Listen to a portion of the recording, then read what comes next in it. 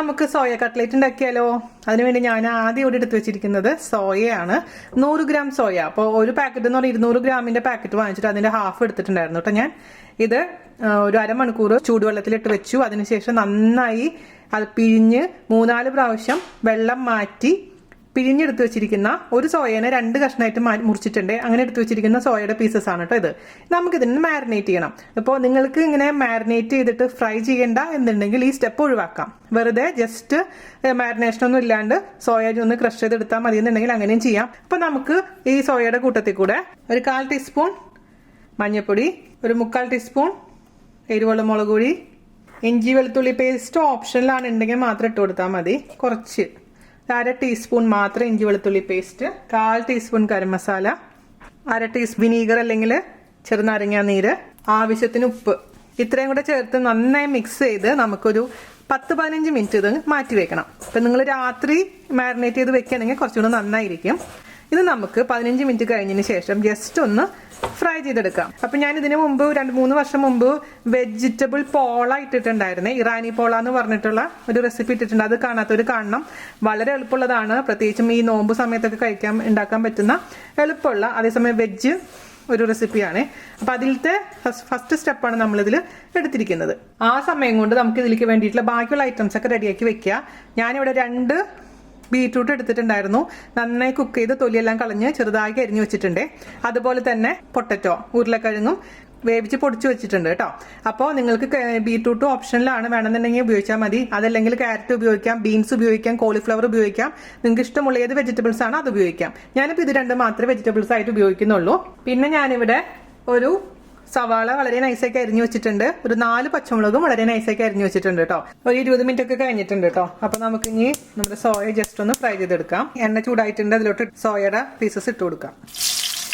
നമ്മൾ മീഡിയം ഫ്ലെയിമിൽ ഇട്ടതിന് ശേഷം ഒരു 7 മിനിറ്റ് ഇത് ഫ്രൈ ചെയ്തിട്ടുണ്ട്. ഇത് മതി. ഇതിന്റെ എണ്ണ എല്ലാം നന്നായി കളഞ്ഞതിന് ശേഷം ഒരു കിച്ചൺ ടിഷ്യൂലോട്ടോ അല്ലെങ്കിൽ ഒരു അരിപ്പയിലോട്ടോ മാറ്റാം. വെള്ളം കംപ്ലീറ്റ് പിഴിഞ്ഞ് കളഞ്ഞതിന് ശേഷം മാത്രം മസാല പുരട്ടി വെക്കാൻ പാടുള്ളൂ കേട്ടോ. ഇതുപോലെ തന്നെ മൊത്തത്തിലങ്ങ് ഫ്രൈ ചെയ്തെടുക്കാം. അപ്പോൾ നമ്മുടെ സോയ കംപ്ലീറ്റ് വറുത്തെടുത്തിട്ടുണ്ട്. ഇത് ചൂടാറിയതിനു ശേഷം ജസ്റ്റ് ഒന്ന് ഞാനൊന്ന് പൊടിച്ചെടുക്കട്ടെ കേട്ടോ.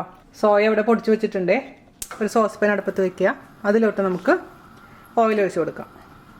അതിലോട്ട് നമുക്ക് ആദ്യം തന്നെ ഇഞ്ചി വെളുത്തുള്ളി പേസ്റ്റ് ഇട്ട് കൊടുക്കുക. 1 ടേബിൾ സ്പൂൺ. ഒരു സവാള വളരെ നൈസാക്കി അരിഞ്ഞതും 4 പച്ചമുളകും കൂടെ ചേർത്ത് കൊടുക്കാം. അല്പം ഉപ്പ് ചേർത്ത് കൊടുക്കാം. നന്നായിട്ട് വാട്ടിയെടുക്കാം.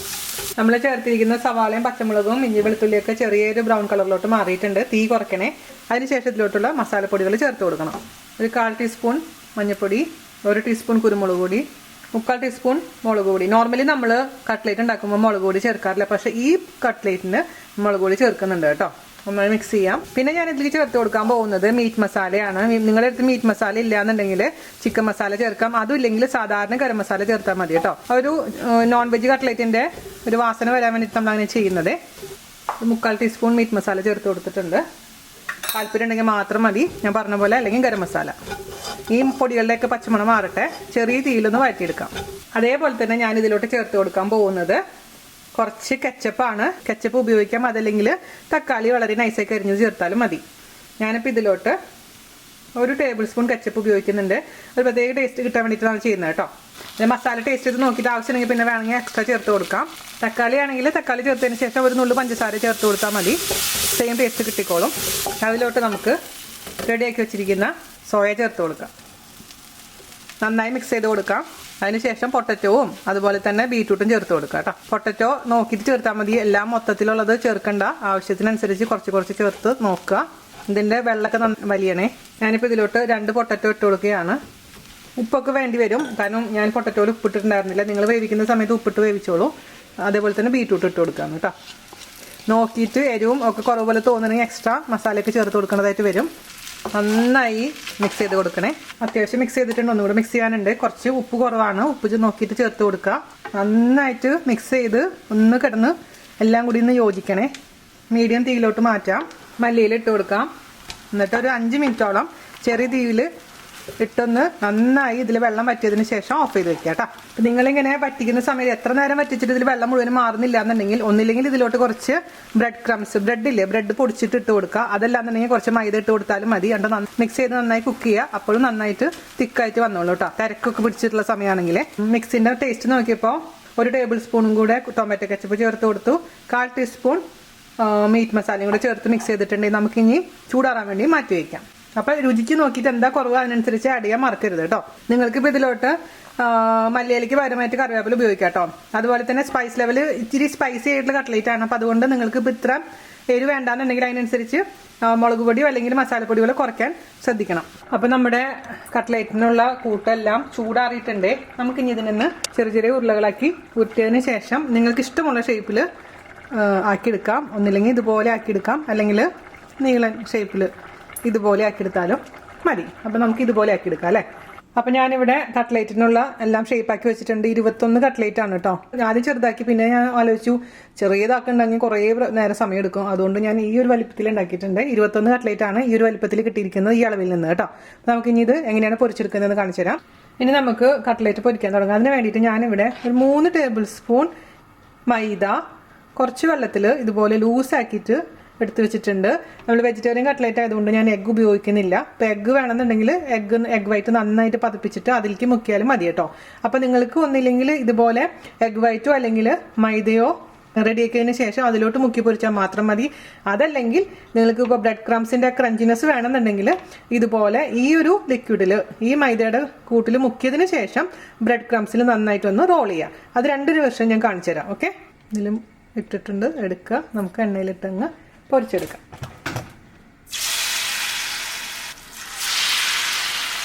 തീ മീഡിയത്തിലാണ് ഇട്ടിരിക്കുന്നത് കേട്ടോ. എങ്ങനെയാണ് ഇതുപോലെയാണ് ഞാൻ ബീഫ് കട്ട്ലേറ്റ് ഉണ്ടാക്കിയിട്ടുണ്ടായിരുന്നത്. അത് മുട്ടയുടെ വെള്ളയിലാന്ന് മാത്രം. നല്ല ക്രിസ്പി ആവുന്നവരെ തിരിച്ചു മറിച്ചിട്ട് ചെയ്യാം. മുട്ടയുടെ വെള്ളയിൽ മാത്രം അല്ലെങ്കിൽ ഇതുപോലെ മൈദയിൽ മാത്രം മുക്കി പൊരിച്ചിട്ടുണ്ടെങ്കിൽ ഈ സംഭവം പൊട്ടിപ്പോകാറില്ല. നമ്മുടെ ബ്രെഡ് ക്രംസ് ഇല്ലാത്ത കട്ട്ലേറ്റ് റെഡി ആയിട്ടുണ്ട്. ഇത് കിച്ചൻ ടിഷ്യൂലോട്ടോ അല്ലെങ്കിൽ ഒരു അരിപ്പയിലോട്ടോ മാറ്റാം. അടുത്തത് എന്ത് ചെയ്യണം, ഇതുപോലെ മുക്കിയിട്ട് നമുക്ക് ബ്രെഡ് ക്രംസിലോട്ട് അങ്ങ് റോൾ ചെയ്യാം. അത്ര വ്യത്യാസമുള്ളൂ. നമ്മുടെ മൈദ കൂട്ടിലോട്ട് ഇത് മുക്കിയതിന് ശേഷം, കട്ട്ലേറ്റ് മുക്കിയതിന് ശേഷം എക്സസ് ആയിട്ടുള്ള മൈദ കളയുക. അതിന് ശേഷം ബ്രെഡ് ക്രംസിലോട്ട് ഇതങ്ങ് റോൾ ചെയ്തെടുക്കുക.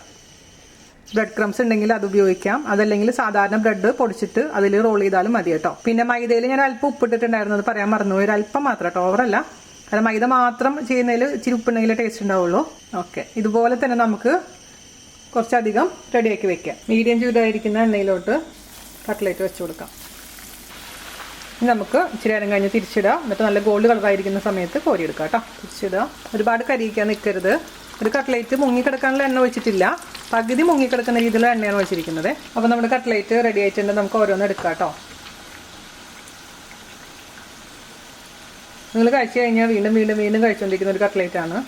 ആ ഫ്രൈയിങ് പോർഷൻ മാത്രമാണ് ഇച്ചിരി ബുദ്ധിമുട്ടുള്ളൂ, അത് ഓപ്ഷനിലാണ്. ഇതുപോലെ തന്നെ എല്ലാം ഉണ്ടാക്കിയെടുക്കാം കേട്ടോ. അടുത്തത് ഇതുപോലെ തന്നെ ഉണ്ടാക്കിയെടുക്കാം. ഇത്രയും കൂടെ ബാക്കി ഫ്രൈ ചെയ്യാനുണ്ട്. അപ്പോൾ ഞാനിപ്പോൾ ഫ്രൈ ചെയ്യുന്നില്ല. ഞാൻ എന്താ ചെയ്യാൻ പോകണമെന്ന് വെച്ച് കഴിഞ്ഞാൽ ഇത് ഫ്രീസറിൽ എടുത്ത് വെക്കാൻ പോവുകയാണ്. ആവശ്യമുള്ള സമയത്ത് നമുക്ക് പുറത്തെടുത്തിട്ട് എപ്പോഴാണെന്ന് വെച്ചാൽ ഫ്രൈ ചെയ്തെടുക്കാവുന്നതേ ഉള്ളൂ. അപ്പോൾ കൂടുതലൊക്കെ ഉണ്ടെന്നുണ്ടെങ്കിൽ നമുക്ക് ഇതുപോലെ പ്ലേറ്റിൽ നിരത്തി വെച്ചതിന് ശേഷം ഇതിന്റെ മുകളിൽ ക്ലിംഗ് റാപ്പ്, ഒരു നമ്മുടെ കവറില്ലേ ക്ലിംഗ് റാപ്പ് ചുറ്റിയതിന് ശേഷം അതിന്റെ മുകളിൽ വീണ്ടും ഇതേപോലെ തന്നെ കട്ട്ലേറ്റ് വെക്കുക, വീണ്ടും ക്ലിംഗ് റാപ്പ് ചുറ്റുക, അങ്ങനെ അങ്ങനെ ലെയർ ചെയ്തിട്ട് നമുക്ക് ഫ്രീസറിൽ എടുത്ത് സൂക്ഷിച്ച് വെക്കാം. അതിന് മുമ്പത്തെ വീഡിയോയിലൊക്കെ ഞാൻ കാണിച്ചു തന്നിട്ടുണ്ട്. അപ്പൊ നമ്മുടെ കട്ട്ലേറ്റ് ഫോട്ടോ എല്ലാം എടുത്ത് ഞാൻ കൊണ്ടുവന്നിട്ടുണ്ട്. ഇത് നമ്മൾ മൈദയിൽ മാത്രം മുക്കി പൊരിച്ചതാണ്. ഇത് അടിപൊളി ടേസ്റ്റ് ആണ് കേട്ടോ. ഒരെണ്ണം കഴിച്ചു പിള്ളേർ. നമ്മൾ ശ്രദ്ധിക്കേണ്ട കാര്യം വെച്ചാൽ മൈദയിൽ കുറച്ച് ഉപ്പിട്ടതിന് ശേഷം മാത്രം ഇങ്ങനെ ചെയ്യണമെങ്കിൽ ചെയ്യുക. അതർവൈസ് നമ്മളിപ്പോൾ നേരത്തെ പറഞ്ഞ പോലെ തന്നെ മൈദയിൽ മുക്കിയതിന് ശേഷം ബ്രെഡ് ക്രംസിൽ മുക്കുക, അതിനുശേഷം ഫ്രൈ ചെയ്തെടുക്കുക. അപ്പം ഞാൻ ഒരെണ്ണം കഴിച്ച് നോക്കിയാലോ. ടേസ്റ്റ് എന്ന് പറഞ്ഞാൽ അപാര ടേസ്റ്റ് ആണ് കേട്ടോ. നിങ്ങൾ എന്തായാലും ട്രൈ ചെയ്ത് നോക്കണേ. അതിനുശേഷം അഭിപ്രായം പറയാനും മാക്സിമം ഷെയർ ചെയ്യാനും മറക്കരുത്. അത് എന്താ പറയുക, നമ്മൾ വീഡിയോസ് ഇടുമ്പോൾ നിങ്ങൾ ഷെയർ ചെയ്യും, നിങ്ങൾ കാണുന്നുള്ള വിശ്വാസത്തോടു കൂടിയാണ് നമ്മൾ ഓരോന്ന് ചെയ്തുകൊണ്ടിരിക്കുന്നത്. അപ്പോൾ നിങ്ങളത് ഷെയർ ചെയ്തിട്ടില്ലെങ്കിൽ എന്താ പറയുക, എനിക്ക് സങ്കടമാവും. അപ്പോൾ ഞാൻ ഏത് കഴിക്കണം, അത് ഇത് കഴിച്ച് നോക്കിയാലോ. വേണ്ട, ഇത് കഴിക്കാം അല്ലേ. കച്ചപ്പിൽ മുക്കിയിട്ടുണ്ട്, ഞാൻ കഴിക്കട്ടെ കേട്ടോ.